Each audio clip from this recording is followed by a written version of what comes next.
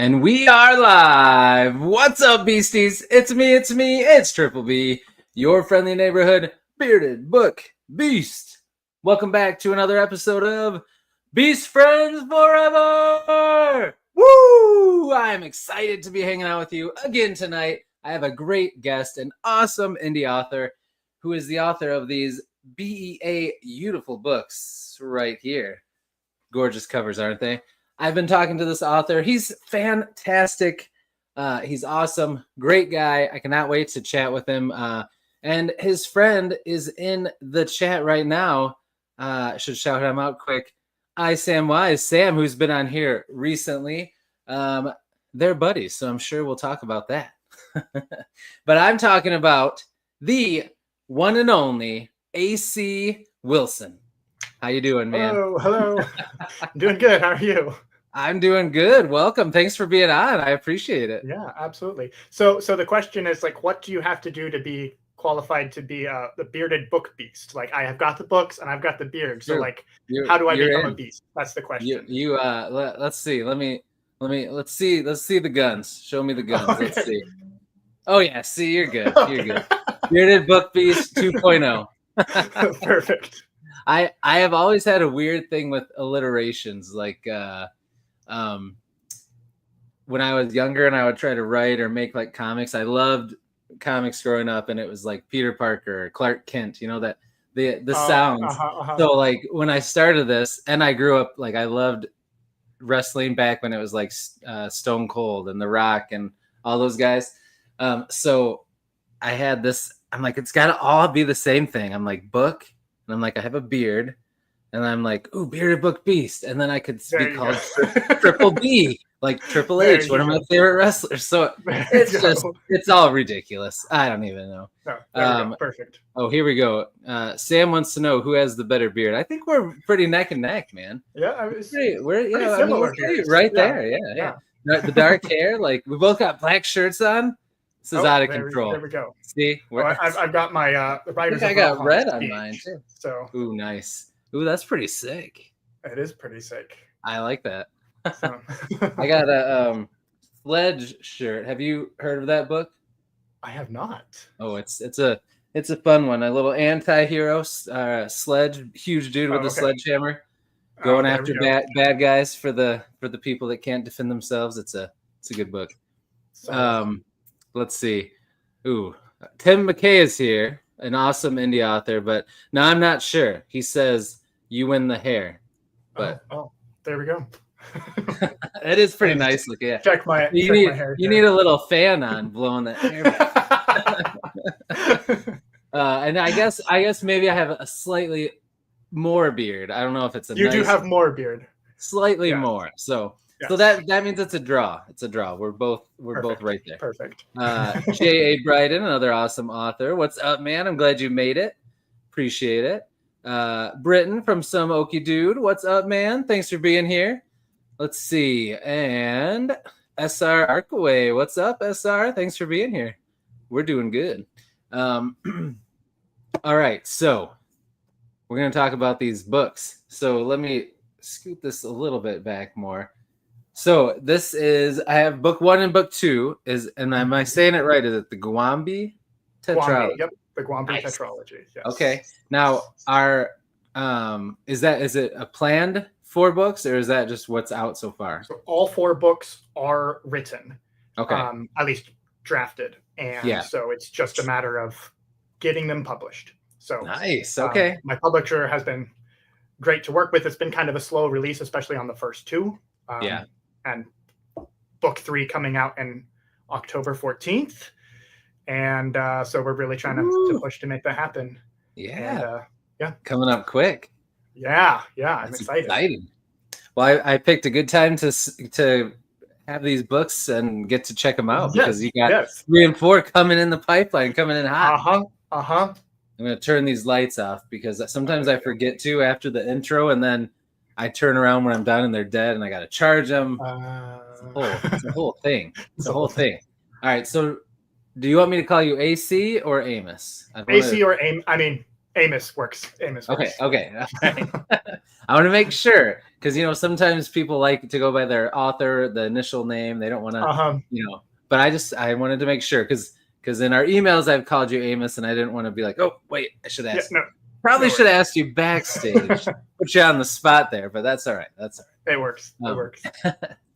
So, first off, just I already introduced you, but just introduce yourself and tell us a little bit in your own words of what your books, what's your tetralogy. That's a hard word. What your tetralogy is about. So I'm AC Wilson. I'm trying to think independent author. I also do a little bit of poetry and play bagpipes on the side. Oh man. So basically you're a badass is what you're saying. I mean, you said it, not me. I came to writing fantasy. I grew up in a very conservative religious household, and so I loved fantasy growing up, but it was very limited on what I was allowed to read. I wasn't allowed to read Harry Potter or whatnot. And so I came to fantasy specifically because I was like, I want to write the book I wish I had when I was growing up. Yeah. So it is not as heavy on the magic as a lot of fantasy, and draws a lot on historic fiction is what these books. Robert Louis Stevenson was kind of my touchstone. Oh, nice. So the basic plot is Ella Pickering is a nerdy bookworm in this rural mountain village. Okay. And one night, while she's bringing out bread to the local beggar, pirates show up and kidnap her and the beggar. Oh man! And they start interrogating her about this ancient lost city of gold, the Gwambi city. And the only thing she knows about is her dad died trying to find it. But they seem to think she has more information. So that kickstarts this swashbuckling adventure. Ooh, that sounds fun, man. I like that. I was really interested when you reached out to me and I saw the covers. I was already like, yes, I want these books. Just because basically I could hang them on the wall because they're like a piece of art. But then once I read the blurb, I was like, that sounds freaking awesome. So have you seen the illustrations on the inside? What? Hanging them on the wall? Okay, give me just a minute here. In both books? Hold the phone. Oh man, how did I did a flip through when I got them. How did I miss those? Yeah, my illustrator is just phenomenal. Oh yeah, they've got beautiful illustrations in here. That's awesome. Dang. Yeah, man, that is that's sweet. Oh yeah, there you go. There's our leprechaun pirate. So that's so cool. So who all right, so walk us through then, I guess, real quick. Who did the internal illustrations and who did the covers? Yeah, so the internal illustrations were done by Shelby Elizabeth. Okay.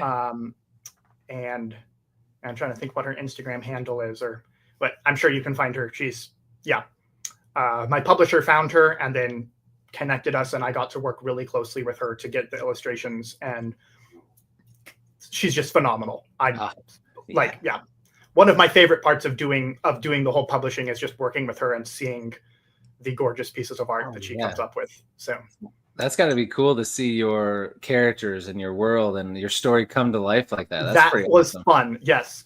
The difficult thing with that is one of the things about this series was that I was taking tropes on these fantasy races like elves, dwarves, and whatnot, and I had very specific twists on a lot of these tropes. Okay. And so that was the one piece of friction, especially earlier on before we figured out how to iron it all out, was I'd be like, it's a dwarf. Yes, think dwarf, but there's these specific things that are different from what you think of when you think of dwarf. Right. Don't draw what you think of. Make sure you draw more. And so I actually ended up getting another illustrator, Norea Menolds, who is I think she's now studying to be a animator now. Oh, and wow. And I worked with her exclusively on just creating like these biological sketches of the different fantasy races, so that I could just give those to Elizabeth and just be like, okay, here's your shorthand, so you know kind of the general anatomy anyway, yeah. So that was fun. That's pretty cool. Yeah. That's wild, man. You had quite the journey with the illustrations and everything. That's awesome. Yes. Well, it paid off because those are sweet. Now when I read it, I'm gonna be like, ooh, when's the next one gonna be? That's pretty fun. Yes. How did you decide what to do internal illustrations for and what not to? So that was a process that we talked through with my publisher. Okay. We knew we were going to do 10 illustrations per book because that was about our budget. And so we both kind of would independently go through the book and then compile a list of scenes that we felt like would be really good. Yeah. And, we're trying to get specific characters that we want illustrated and trying to find what's the best scene to illustrate them in. We're also trying to evenly space them out as much as possible throughout the book. Yeah. So we would kind of compile a list and then narrow it down until we got the 10 that we were like, okay, these are the 10 that we really want. So pretty cool. And you did 10 in both, in book 1 and book 2? Both. And we're doing 10 in book 3 as well. So nice. Same illustrator? Same illustrator. Yes. Oh, that's cool.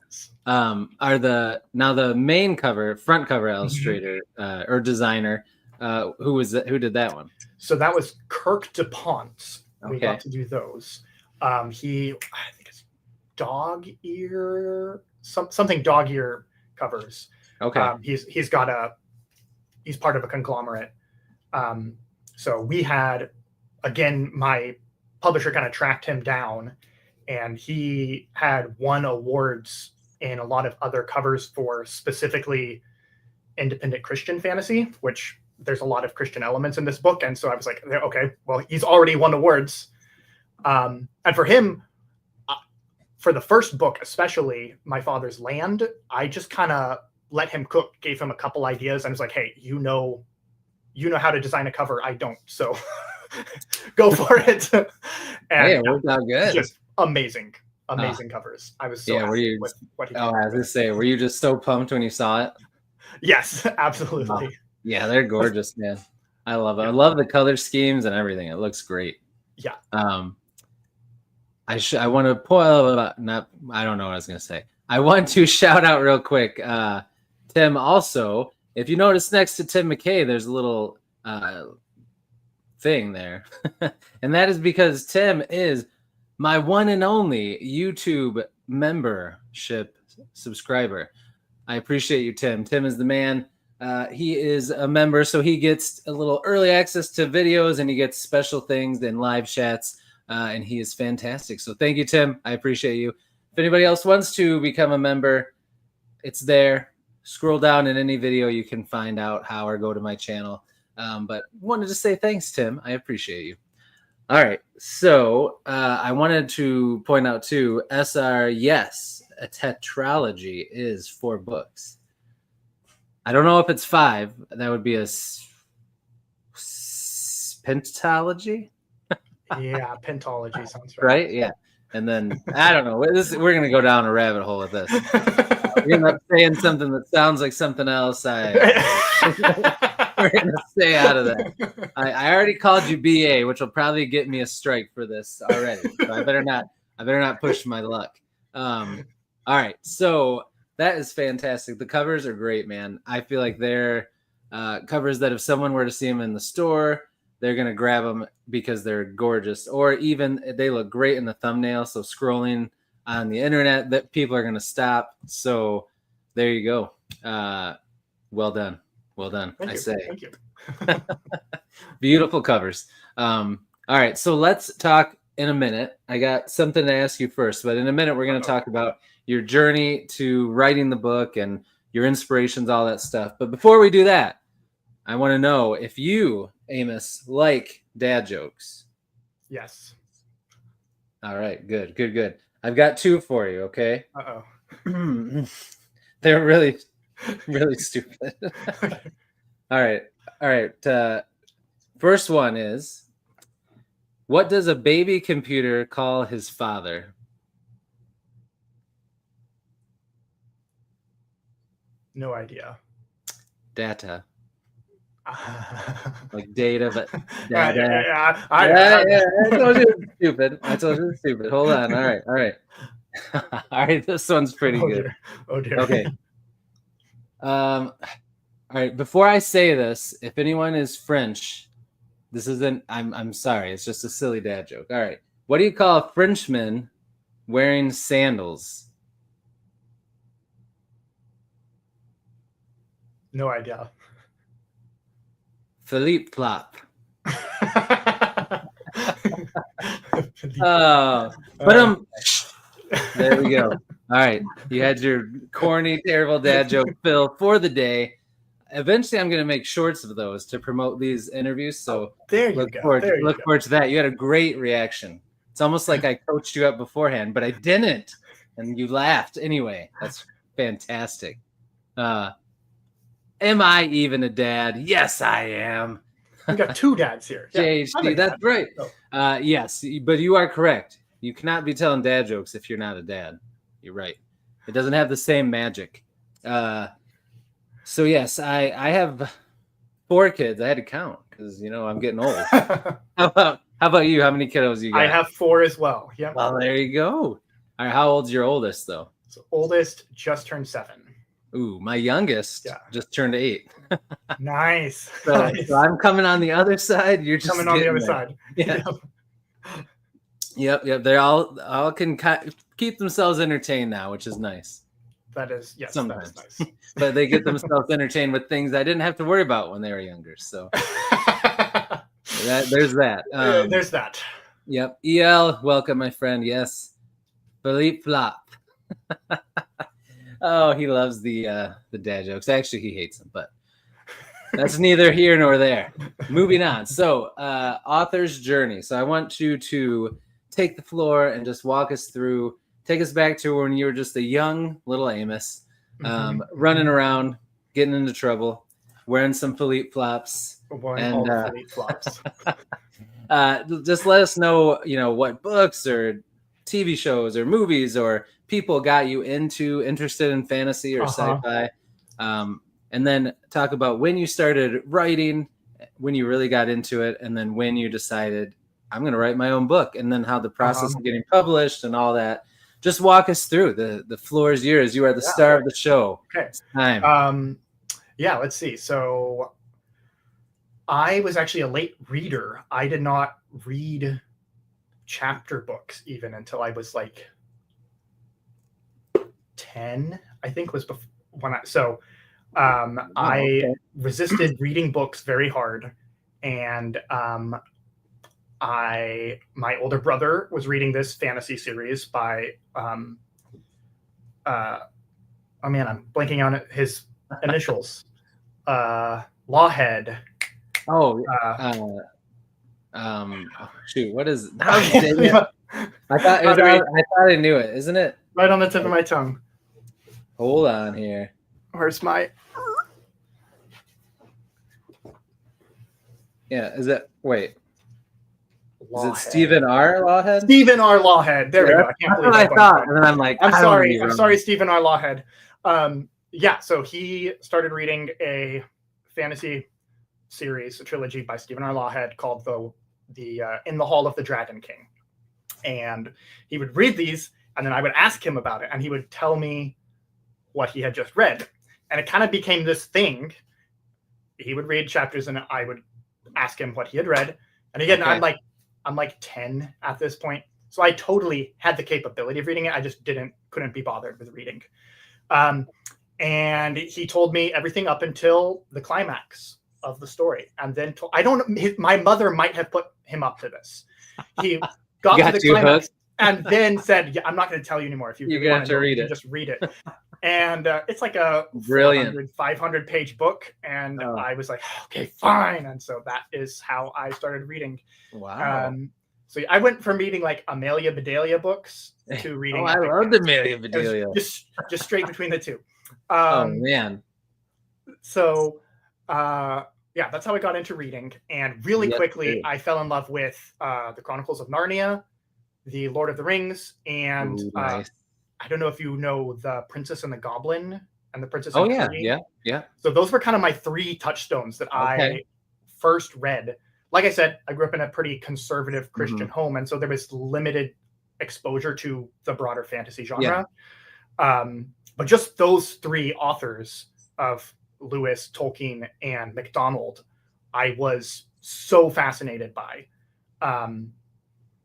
And pretty much right away, as soon as I can remember, I was like, I'm going to start writing books. That's awesome. So I dabbled a bit in a series that was awful. And then when I was 16, I was like, I read Christopher Poloni's Aragon. Yeah. And when I read that, I was like, wait, he was 16? I'm such a late bloomer. I need to start. So at 16, I started writing this epic fantasy book that has since turned into a like dark fantasy that I hope to get to eventually. Ooh, okay. I Samwise is pretty much the only person who has read this book so far. And that'll be, once I finish the Gwambi Tetralogy, that's probably going to be my next writing. Very cool. Awesome. But I wrote the first draft of that book and realized it was not very good. And realized I needed to actually learn to write. And so I sat down and plotted out the 7-book novellas for like middle grade that are awful. They will never see the light of day. But that's where I learned to write, was writing those books. And after doing that is when I started the Gwambi Tetralogy. So I was probably 18 when I first started the series. So this series has been over 10 years in the making. Wow. So the good thing is I was able to write all 4 books before really starting the publishing journey. And, yeah, that is nice. So there's a lot of just learning I was able to do to fix the first book that I'm glad I was able to do before coming out publicly, because I don't know that I would have been happy if my early drafts of the first book were what was remembered. But oh man, that's pretty awesome, dude. That is very cool. In addition to the fantasy side, I also was really inspired by some of these classic action adventure novels like Treasure Island by Robert Louis Stevenson. And then I don't know if you've heard of R.M. Ballantyne. That sounds familiar. He's like a Victorian author and wrote action adventure, like the equivalent of middle grade. But like obviously it doesn't read like what we would expect middle grade to read like. Okay, that's pretty cool. And he was another touchstone for me. Okay, so, very nice. You had the fantasy and the adventure. Fantasy, adventure, and then like a little bit historical thrown in there. Okay, yeah. And then that's what you wrote. And that's what I wrote. I love it. Yeah, that was the other, sorry to ramble. That was the other thing about the series when I was designing the series is like I loved fantasy, but the thing that kept throwing me for a loop with fantasy is that it's a very European-centric genre. I mean, a lot of modern fantasy now that I've been exposed to more, I realize has a lot more like Asian-inspired, is becoming a bigger deal, which is great. But as someone who grew up in Colorado and Kansas, I didn't feel like I could I wasn't like a professor at Oxford, you know? Right. I didn't have the connections to speak really intelligently on these more European medieval periods. And so I purposely was like, okay, so what would American fantasy look like? And I don't know if do you know the composer Aaron Copland? I've heard of Aaron Copland. I don't know if it's because of a composer, so probably not. He was in the early 20th century, I believe, maybe middle of the 20th century. And he was looking at classical music and kind of made a new genre of classical music that was American. Oh, wow. Okay. Twist on classical music. And so he was an inspiration for me. It's like, oh, wait, okay. In the same way that you can do this with music, you could do this with a fantasy genre. And so that was how I ended up in this pirate kind of colonial America setting. Was I was trying to replicate the same emotions that a European might feel while reading fantasy of this kind of long lost period of time that we look back to as like glory days of the Middle Ages. And I was like, oh, I think for Americans, that same connection is this colonial period. Oh, wow. That's pretty interesting. Anyway, so that's another aspect of the books when I was. That's pretty cool. I think you are the first author to talk about how a composer inspired their books as well. That's pretty cool. I like it. Got to shout out a couple people in here that have popped in while we've been talking. First, I have to say to Yell, I know you like dad jokes. I meant that you don't like my dad jokes. And then Zachary Shea is here, another awesome booktuber. And Hey, yes, Zachary. he is the author. And he also said a couple other cool things I wanted to show you. He's excited to read Father's Land, and Sam assures him that dark fantasy is beyond amazing. So I'm excited about that too. And then Sam, of course, doubled down. It is, he says. And then that guy is here. Thanks for being here. We love that guy. And he says his dad did the same thing to him with the reading, telling him about the story and then getting him hooked. And SR said her sister did that to them, but though at 10, they couldn't read. So it didn't really work on them because they couldn't read yet. Okay. So, and it's funny because that's usually like the opposite. Kids usually love to read up until 10 to 12, and then it becomes like this thing. They're like, oh, I have to do it for school. And then they kind of start turning away, but you went the opposite direction, which I think is pretty cool. Pretty cool. Let's see. Let's make sure nobody else popped in.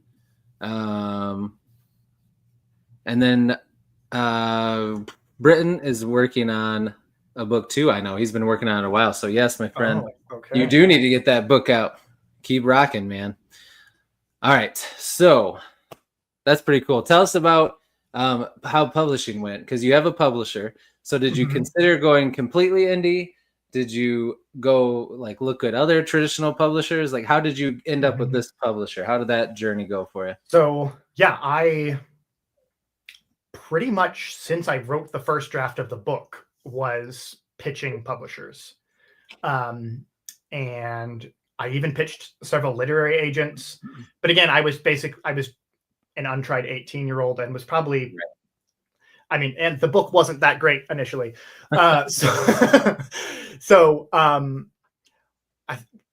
After about 5 years of that, I just kind of gave up because I was like, I'm getting no traction at all. I didn't even ever have anybody even write me back. I was like, okay, well, it's what it is.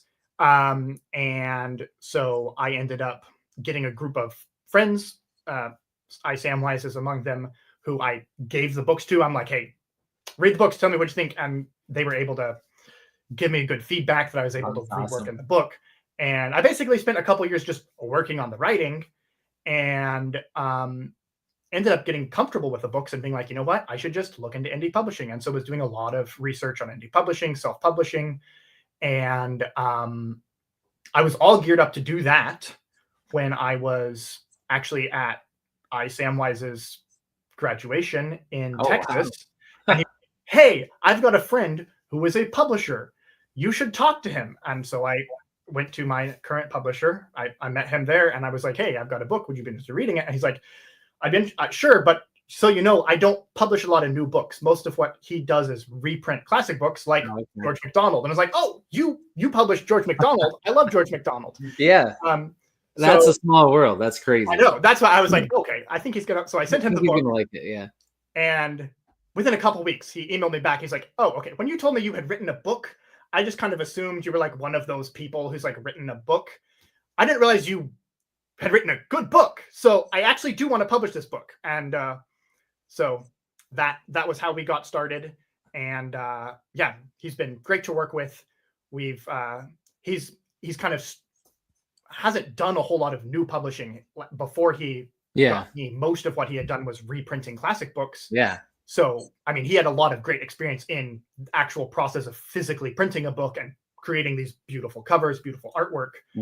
And then, but we've both kind of been on the same journey of learning how to market at the same time. So yeah, that's kind of that's pretty awesome. And that's such a great compliment to you, to think that he doesn't normally do new books, but he liked yours so much that he wanted to do it. That's pretty very cool. Encouraging. Especially when you've been pitching people for years and years and not heard anything back. Yeah. It was very validating. That was, I'm sure that felt really good. And then probably the part where he said, oh, I didn't think you actually wrote a good book, probably was like, wait, what does that mean? But beyond that, I don't know if you've gotten this too, but ever since I started sending books out to friends, I have so many teenagers who were like, I want to be an author too. Can I send you my book? Mm-hmm. Oh, and yeah. I'm sure like, yeah, sure. Because I yeah. want to encourage them. And then I get 2 chapters in. I'm like, okay, oh, yeah. like I have a book to give you that tells you how to write well. Let's start there. Let's start there. Yeah. Oh, yeah. No, I get what you mean. Yeah, for sure. I'm sure he doesn't. That's probably why he's told himself, I'm not going to do any new books. But I'm sure. So, luckily, you had that connection with Sam, who knew him, because that made him be like, all right, I better actually check this out. Because he could have just took it and been like, yeah, I checked it out, but it's not what I'm looking for. Exactly. So it always meant to be. Uh-huh. That's pretty awesome. And SR says the publisher sounds amazing. So he's been amazing. Yeah, that's awesome. All right. So next up, let's talk a little bit about your writing process. So, yes, Sam, you do hustle. You little hustler, you. We love Sam. We do. All right. So let's talk about your writing process. So when you're and it's probably more of an editing process for you now, although you're writing the dark fantasy, so that works too. But when you're writing, when you're really focused on writing, people like to know a few things readers do about authors' process. So first up is there's a spectrum of plotter and pantser. Pantser just sits down and they just go. They don't plot anything. They just see what happens. And then all the way on the other end, the plotter who plots everything meticulously, pages of outlines. It does not stray from anything on the outline. They don't allow for any change. So that's the extremes. Do you fall in the middle? Do you cheat one way or the other? Has it changed as you've gotten older? It changed significantly over the course of writing this series. I would say I am a recovering pantser. So the funny story is this book series was originally going to be a trilogy. Okay. So I wrote book 1 and 2 and I had sent them out to people, to some friends to read. Yeah. And got about 3/4 of the way book 3 and realized I had written the climax of what I thought was going to be the climax of the series, and there were still so much more stuff that I had in my brain that needed to come out. But I was like, so I literally called, this all comes back to Sam. I literally called up Sam and I was like, okay, I have a problem. I can't do this in a trilogy, but the material I have left is going to be a really sucky book because I've already told the climax of the series in book 3. Yeah. And so up until that point, I had just literally written by the seat of my pants. And that got me into this pickle because that's true. I wasn't thinking about the actual story structure. And so that problem forced me to rethink the whole structure of the series and really trace down all of the threads I had tied off. And I ended up, with Sam's help, coming up with an even bigger climax to top the climax from book 3. Oh, man. That would then, based off of these threads that I had left untied because I was just pantsing, I wasn't thinking about them. And I realized, I can pull all these together and create a second, even bigger climax. And then I can tie all the other extra material I still had to write for. And so since that, I would say I tend to kind of plot out, especially in this dark fantasy book I'm working on, plot out the basic story beats and make sure I have a good solid narrative structure. Yeah. And then I give myself a lot of room to play within that structure, specifically with characters. I find I can't plan a character. Usually once I get them on the page and I get them talking to another character, I start discovering who the character is. Yeah. And sometimes it ends up being like, that's why this character is doing what he needs to do at the end of the book is because of this motivation. And that's so cool. And sometimes I end up discovering, this character is never going to do what I planned he was going to do in the next chapter because that's not who he is as a character. And so I tend to still do a lot of discovering writing for my characters, which, I mean, the characters are like why I write books is I love characters. But I now do a much more thorough job of plotting the narrative structure in advance so that I don't have the same problem I had with this series. But it turned out good. I'm very happy with how this series turns out, specifically because there's a lot of stuff that happens in book 3 that I think will come as a surprise to people because it's the stuff you expect to happen in the last book of the series. Yeah. And then it means that the climax of book 4 is a lot harder to see coming because the stuff you thought was going to be the end of the series is actually just the warm up to the bigger climax. Ooh, all right. I like that. And that's not a usual thing. So I like that. I like that. Very cool. Well, and I like your description of the plotting and pantsing, because I think you hit the nail on the head for two things. Like, one, it is important to have some kind of plotting, even just basic, right? Because like what happened to you, if you don't kind of know how you're going to loosely get from beginning to end, then you get stuck at some point. But you should allow your characters to kind of tell their own story. And I think that's cool for two reasons. One, because as a reader, I feel like I can always tell when an author did that, because it feels more, I don't know the right word. It just feels more like real. Like if the characters are more alive and stuff, you can tell that they had a play in how the story went. And also for you as the author, I would think that makes it way more fun, because you're experiencing the story yourself for the first time. You write it. All the time when I finish a writing session, I come out of the office and I'm like talking to my wife. I'm like, Magali, this character just did this. Isn't that so cool? Yeah. Like that's awesome. You go in not knowing, you come out and everything's new. That's pretty cool. What does she do when you say that? Does she get fired up, or is she so used to it? Yeah, like, she's very into the books. Yes. Oh, that's awesome. She and Sam are like the two people that know even the books I'm developing and know a lot of the plot points, so I can reference these plot points and like, oh, okay. Yeah. Yes. That is awesome. Yes. So speaking of Sam, when we were just talking about, he says he thinks book 4 is the best. So that's pretty exciting. Well, that's what you hope too as an author, right? As a reader goes through your books, that they get better and better and better and better, and they enjoy them more and more, you know. And you stuck the landing according to Sam, so that's good. I'm very happy with the conclusion that I came up with in book 4. I think it's very satisfying. So nice. I love that. I love satisfying conclusions, because we don't always get those in the fantasy world, or in any genre for that matter. Except for romance, maybe. Yeah, that's true. Fair point.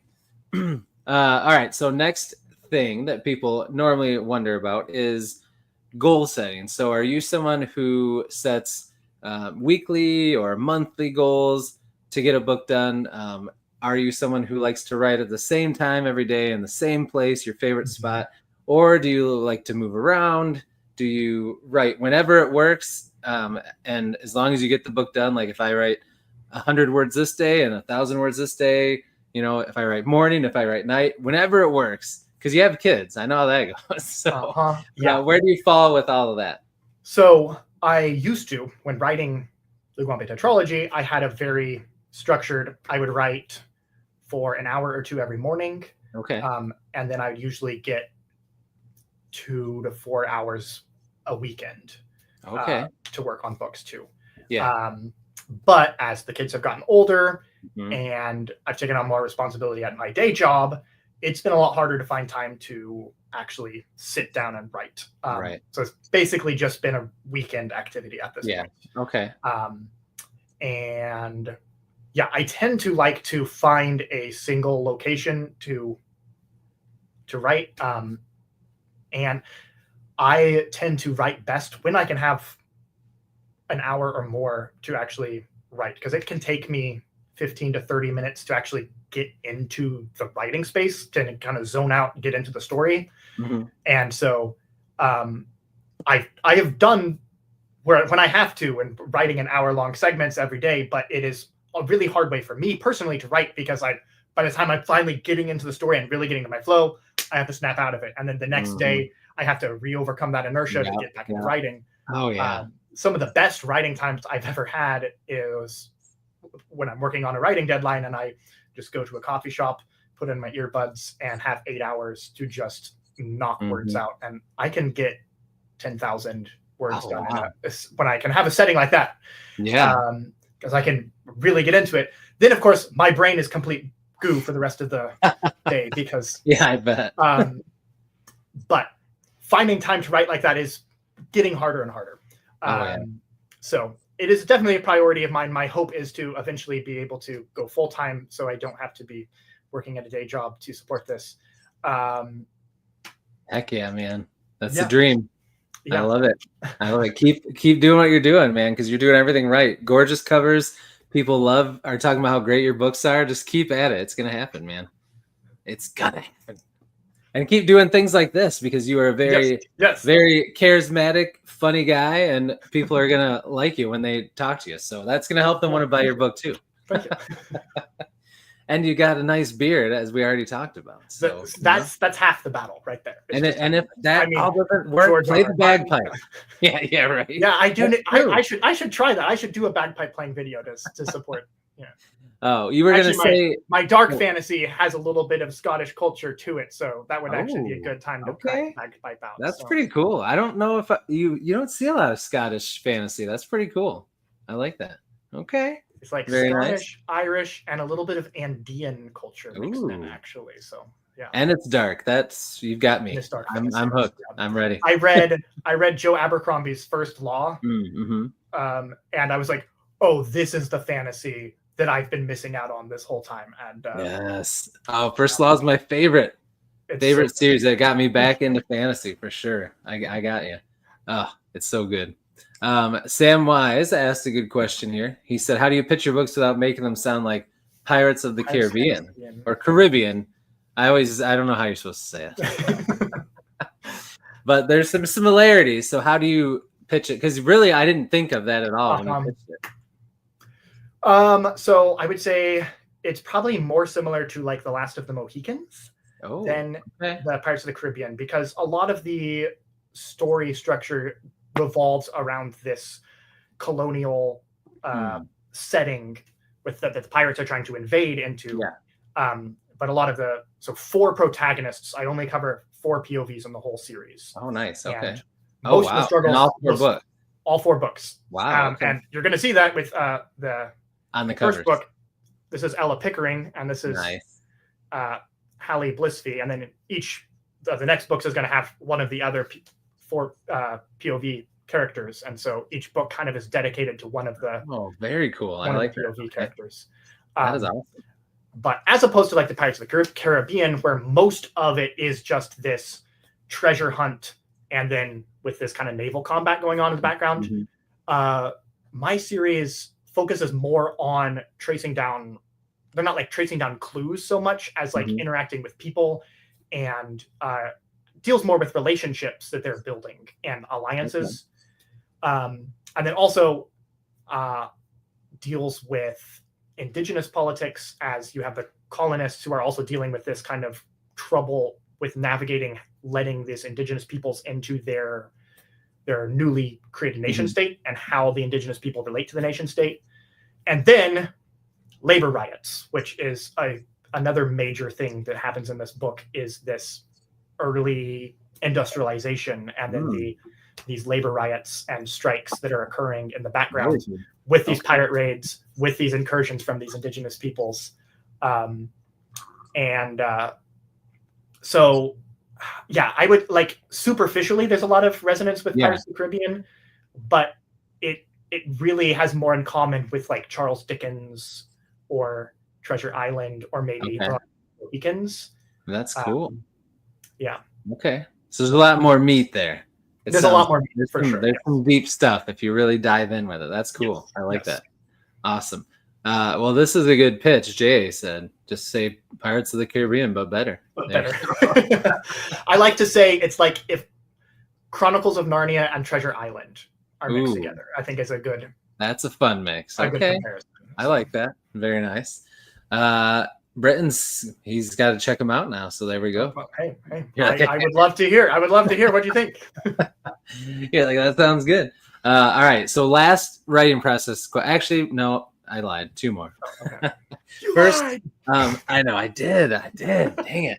All right. So you've got some historical stuff in here. So when you do research for a book, what was your favorite way to do it? Did you use books? Did you use people? Did you use the internet? Did you use all the above?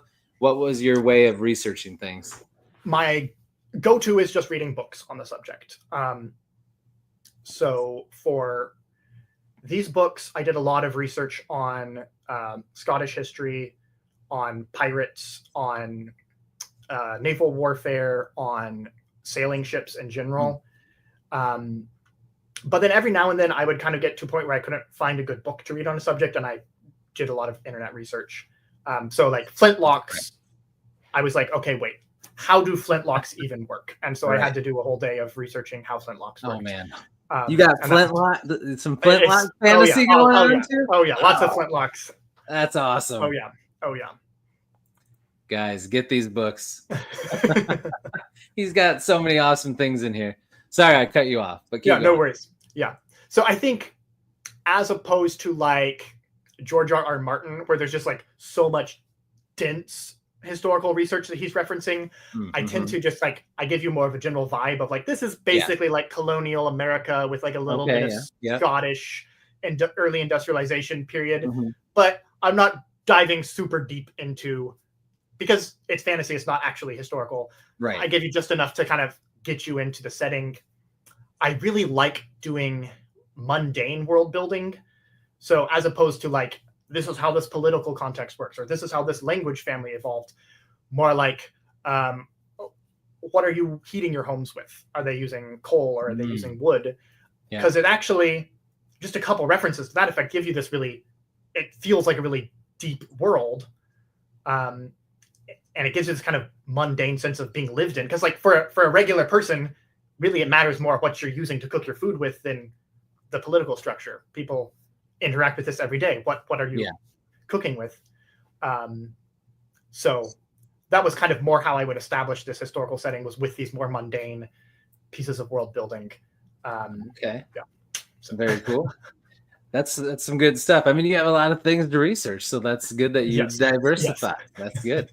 All right. So now last question, and I think I know somewhat the answer because you mentioned having earbuds in.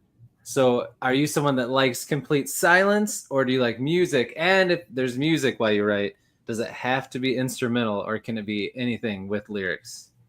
Definitely listen to music. Definitely instrumental. I can sometimes get away with lyrics if they're in a different language.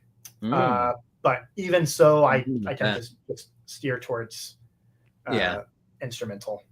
It's hard not to try to listen to the lyrics, even if it's a different language, right? Even if it's your brain's like, hey, there's something in your ear. If it's far enough off, like if it's in Japanese or in Irish, I can pretty easily tone it back. But like in French or Spanish, I'm like, no, I'm actually trying to figure out what they're saying.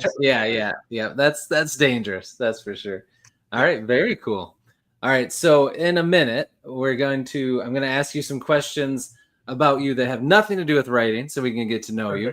But before we do that, we have one more transition game to play. So I have these cards. They're called 1 Minute Mysteries.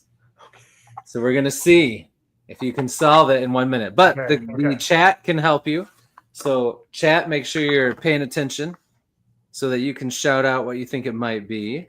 Let's see. Let me make sure that I don't grab any that we've already done. Let's see. That one is really weird. We're not going to do that one. Not going to do that one. Or that one. Come on. Oh, that one's way too easy. Hold on. Sorry. This I feel like I got into a stack of ones that I was like, nah. Because they're all like, Ooh.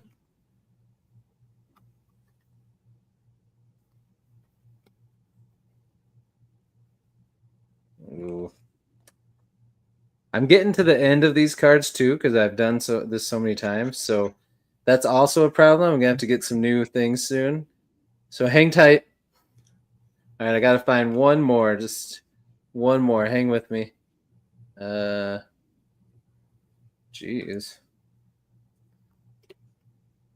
Some of them are really good. Some are way too easy, and then some are so specific and ridiculous that it's like, who in the world would ever know that based on the clues that you gave? It's out of control. Okay. Come on, I need one more. There we go. Okay. So here we go. Pick your poison. We got card 1, 2, or 3. Let's go with 3. All right. 3 it is. Here we go. All right. So Chat, listen up, shout out if you think you know it. So I read you the case, then oh, my wife just got home with 17 dogs. So if you hear barking, that's why. All right.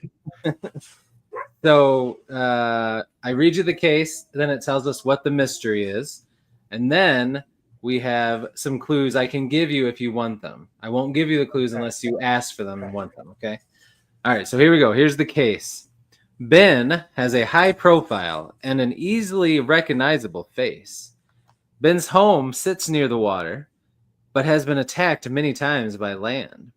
Security guards protect his home 24 hours a day, while Ben entertains visitors, poses for pictures, and goes about his business with no worries. Where is Ben's home, and what service does Ben provide? This one's kind of tough. Okay, can you repeat it? Repeat it. Yes, I will read it again. All right. Ben has a high profile and an easy, recognizable face. Ben's home sits near water, but has been attacked many times by land. Security guards protect his home 24 hours a day, while Ben entertains visitors, poses for pictures, and goes about his business with no worries. Where is Ben's home, and what service does Ben provide? So usually these are like a play on words, and they're trying to lead you to think it's something totally different than what it actually is.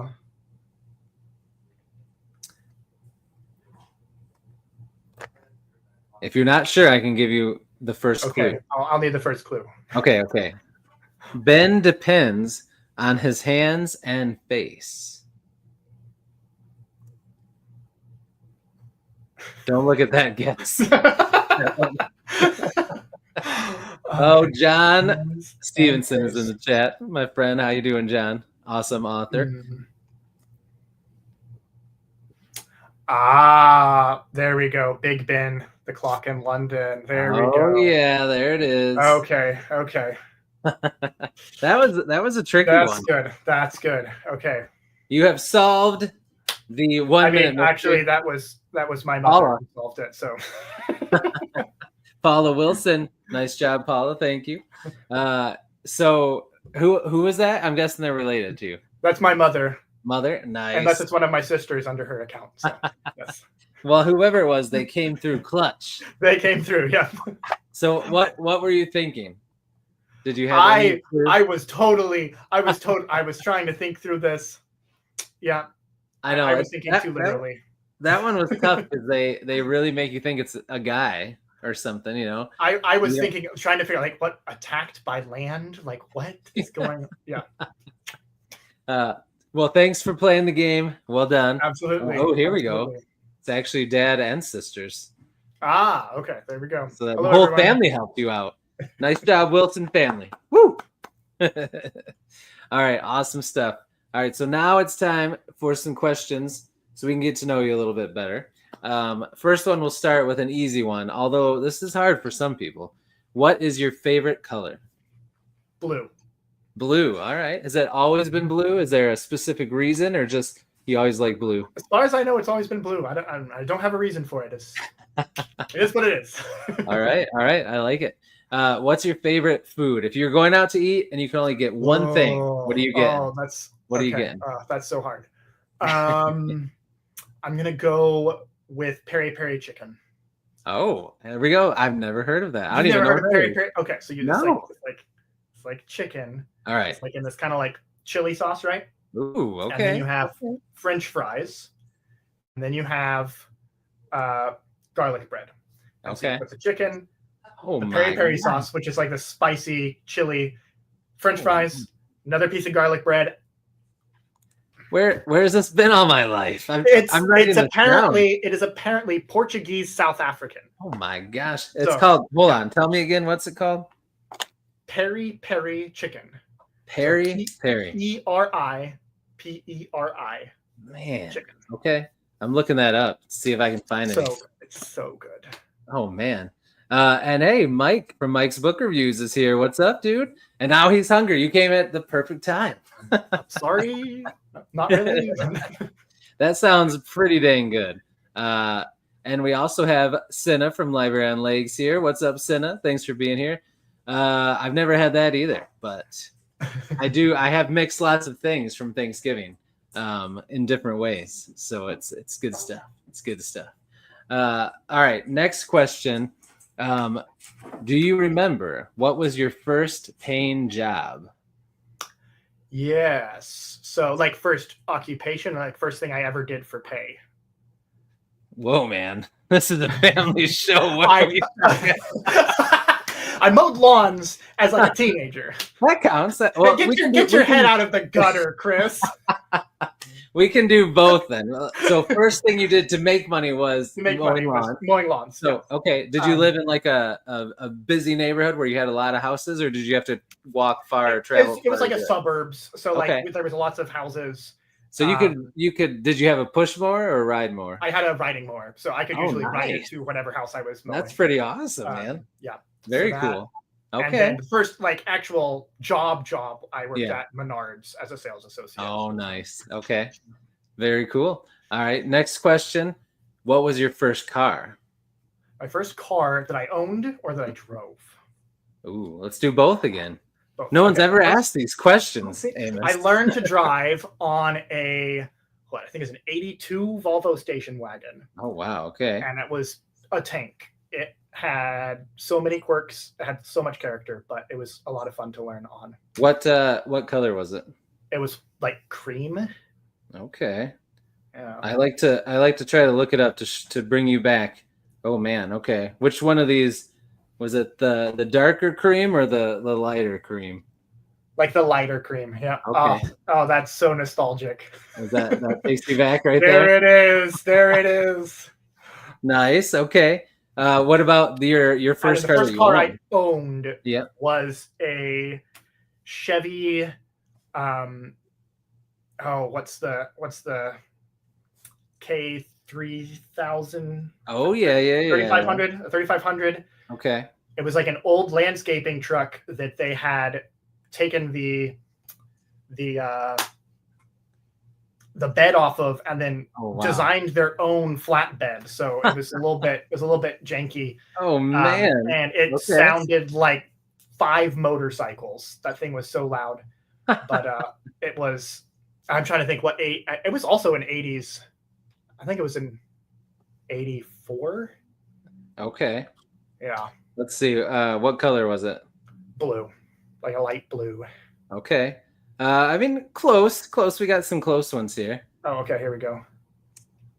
Yeah, pretty much looks just like that. Oh, yeah, that one in the bottom corner. This like the blue with the gray. Yep, I wondered if that one what it looked like. Pretty close. Okay. Yeah, there we go.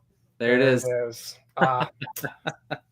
That's pretty. You had a fun first couple cars you got to drive around. I did have fun first couple cars. Nice, man. All right, very cool. All right, next up, and this one might be harder because you already mentioned that you played the bagpipes, which is pretty sweet. Oh, yeah. But do you have another talent or hobby that people don't know about, or that we don't know? Let's see. I mean, the other big hobby is Legos. I build Legos. So I was going to ask you what you got up there because those look pretty sweet. They are sweet. Yes. Oh man. Yes. What's I'm that? trying to think if there's any I can move down. I know. Let's see. We can see most of them. Don't drop it. This one is pretty solid. This one I think I can move down. Here we go. So we have Bag End, but of course sweet. The Na'vi invaded. So Jake Sully and Natiri are here. Oh, that's awesome. For some reason. There's also an Aztec warrior. I'm not sure why the Aztec warrior is there. I was wondering about the Aztec warrior, but that's cool. Oh, man, that's awesome. Thena wants to know if you've been to Legoland. I have not.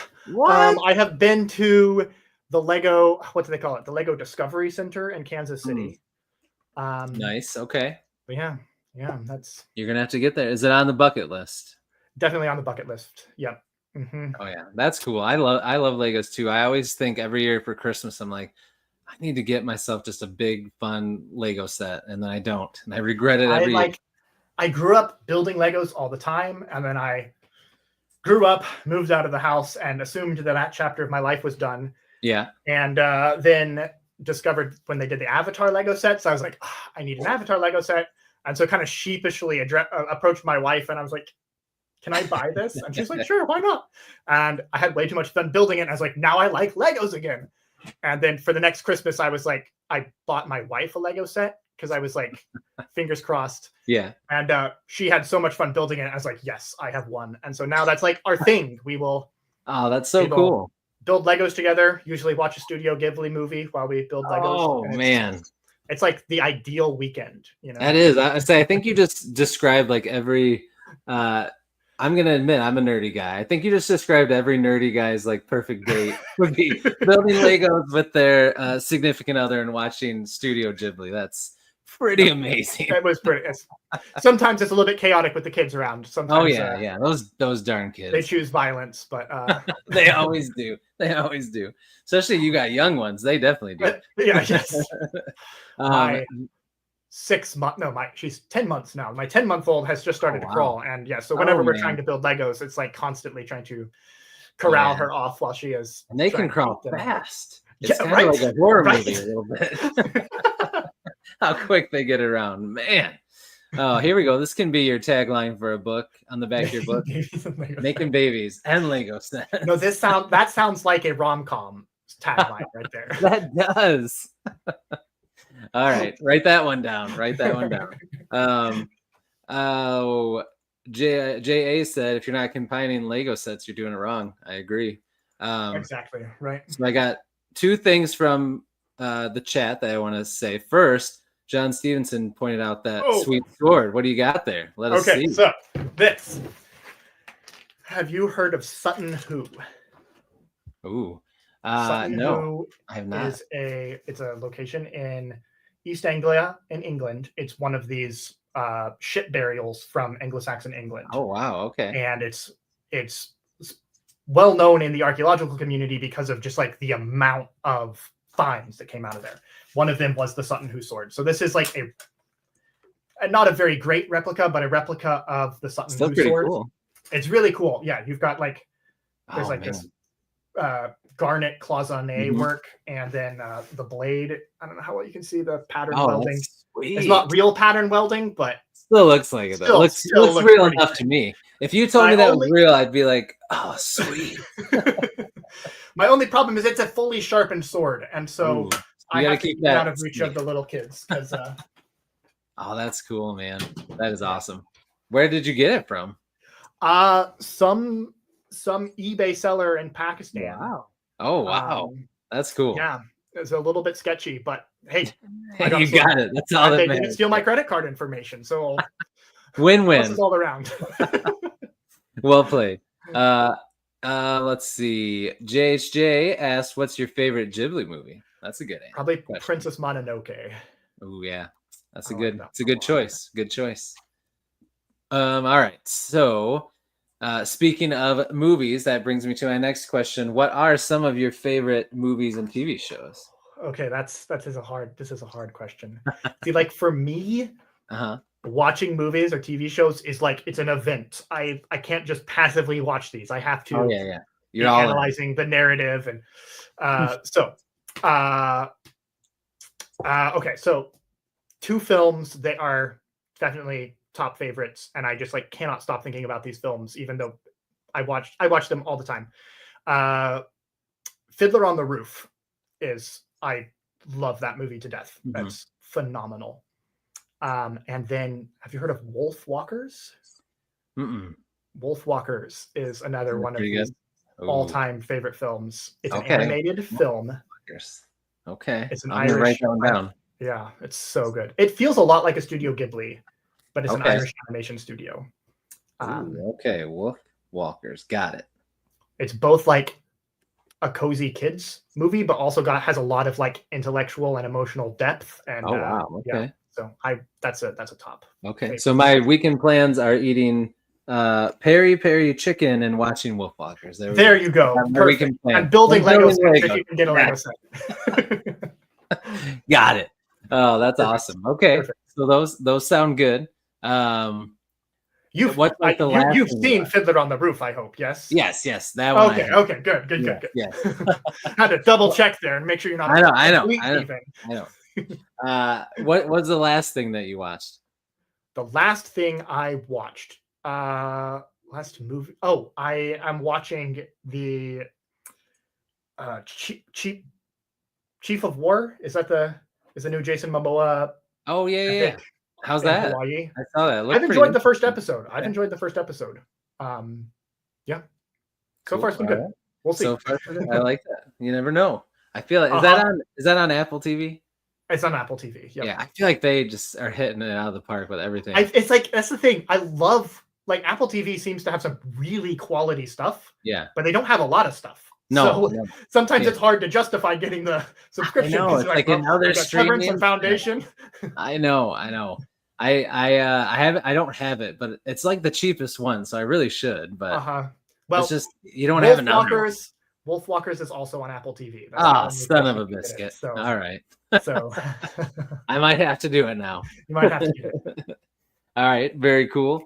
All right, were you before kids? Because when you have kids, it's hard to do this kind of thing. But were you ever a gamer, console, PC? I never got into games at all. Wow, Yeah, okay. Yeah. Not at all? Not really, no. I mean, I did Minecraft. Not Minecraft, Minesweeper. Okay. Yeah, oh yeah, Minesweeper. Oh yeah. But I guess like you talked about how there were certain books you couldn't read. A lot of the video games probably were like, your parents probably didn't want you to play those either at a young age. So we didn't have a whole lot of access. Like growing up, I have realized that I have a lot of nostalgia for the 80s. I was not alive during the 80s, but I think a lot of the technology that I grew up on was from the 80s. And so I missed a lot of the 90s and the early .com stuff and kind of went straight from 80s technology to smartphone when I was 20. So yeah, that's fair. I missed a lot of the video games. I guess we played Carmen Sandiego. Oh yeah. That was Where in the world is? Yes. I loved Where in Time is Carmen Sandiego. I did play that game all the time. Yeah. Probably the reason I love history as much as I do was there you go. Exclusively from that game. Those were good games. I agree. Those were fun. Pretty good. Tim, because you're a member, I'm gonna say it right now. Son of a nutcracker. There you go. That's what I do for my members. So I do say son of a biscuit all the time. I like to try say the phrases that are naughty, but replace them with non-naughty words. So then you can get it out, but not really. There you go. And yes, it sounds like you skipped over the N64 glory years. So bummer, man. No 007 GoldenEye. That was a good game. All right. So I think we'll wrap it up there. We're over an hour. That flew by, man. This has been a great chat. I had a great time talking with you. And anytime you want to come on for anything, just let me know. I'd love to chat with you again for sure when you have more books coming out. But anytime, anything you want to share, shout out, or if you just want to hang out and make some peri peri chicken live on here. There we go. Not a bad idea. That would be fun. But I will, before I go into my closing statements, I'm a lawyer now, apparently. I'll give you the floor to shout out anything, say anything you want to say. The floor is yours. Okay. Well, so books 1 and 2 of the series, My Father's Land and My Father's Ghost, are out now. You can find them on Amazon. You can go if you go to my website, acwilson.net. That's got all of the links for places you can buy it, and more information. Has the link where you can subscribe to my Substack so you can stay in the loop on any future books. But yeah, so those 2 books are out now. Please read them. And then book 3, My Father's God, is coming out October 14th. So go ahead and catch up the series now, because you're going to want to read book 3. Book 3 is a really fun twists and turns. I've really been looking forward to getting book 3 out because it has some really fun twists and turns. And then anyone in the Manhattan area, I am actually having a local book signing, Manhattan, Kansas. I realized I said Manhattan, and then I was like, make sure that's everybody's speaking New York. Manhattan, Kansas. If you're in the Manhattan, Kansas area, I'm having a local meet and greet and book signing October 18th, right? Double check that I have the right date there before I proclaim that to the universe. It is Saturday, October 18th at 7 p.m. at the Dusty Bookshelf in Manhattan, Kansas. If you want to actually meet me in person. Nice. There you go. All right, very cool. That's a cool name for a bookstore. The Dusty. It's an awesome bookstore. I love the Dusty Bookshelf. Oh man, that's cool. If you're ever in Manhattan, Kansas, the Dusty Bookshelf is the place to go. I'll make sure I go to the right Manhattan. No. All right, very cool. And speaking of, your website and your books will be linked in the description down below so that you can check out all of AC's stuff. Thanks again, man, for coming on. This was a blast. Thank you so much for having me. I really appreciate it. Anytime. Yeah. You're a great guest. Congrats on the books, and good luck with all the new stuff coming out. And I can't wait to check it all out, man, and be a part of your journey. So I appreciate you allowing me to have you on. So thank you. Thank you. You're welcome. And live chat, you guys were awesome. You guys were a great group. Thank you for being here. We appreciate it. And anyone watching on replay, we appreciate you too. I will see you in the next one. And until I do, Beasties, have a great night. Devour your TBRs. Be brave. Be beautiful to one another. And be beastly. We'll see everybody. Have a good night.